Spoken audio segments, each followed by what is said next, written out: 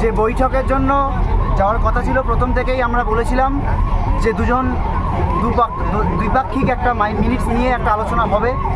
আমরা গিয়েছিলাম সেখানে, আজকে দীর্ঘক্ষণ একটা আলোচনা হয় এবং সত্যি কথা বলতে কিছু অংশে আমাদের যে বিশাল আন্দোলন, আমাদের যে জুনিয়র ডাক্তারদের আন্দোলন এবং তার পেছনে মানুষের সমর্থন, সেটা আমরা মুখ্যমন্ত্রীর কাছে পৌঁছাতে পেরেছি এবং সেই জায়গায় দাঁড়িয়ে তিনি প্রাথমিকভাবে কলকাতা পুলিশ কমিশনার বিনীত গোয়েলকে সরিয়ে দেওয়ার একটা আশ্বাস তিনি দিয়েছেন এবং স্বাস্থ্য ভবনের ক্ষেত্রে যে দাবিগুলো আমরা রেখেছিলাম ডিএমই এবং ডিএইচএস, তাদেরও একটা সরিয়ে দেওয়ার একটা আশ্বাস আমরা পেয়েছি।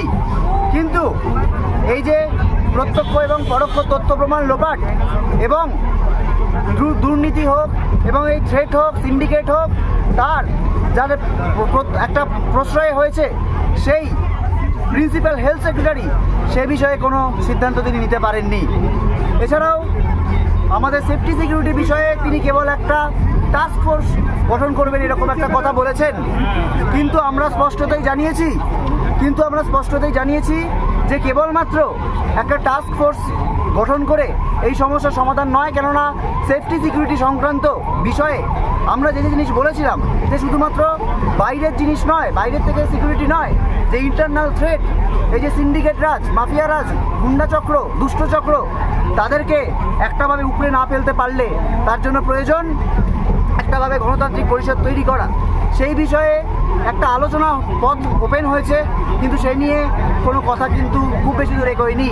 আমরা ফার্দার ডিসকাশনে পরে বুঝতে পারি এরকম একটা কথা হয়েছে।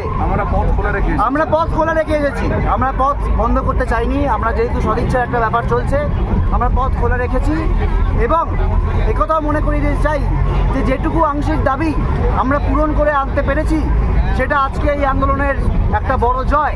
কিন্তু একথা মনে রাখতে হবে যে এইটুকুর জন্য আমাদের 38 দিন ধরে পথে থাকতে হয়েছে।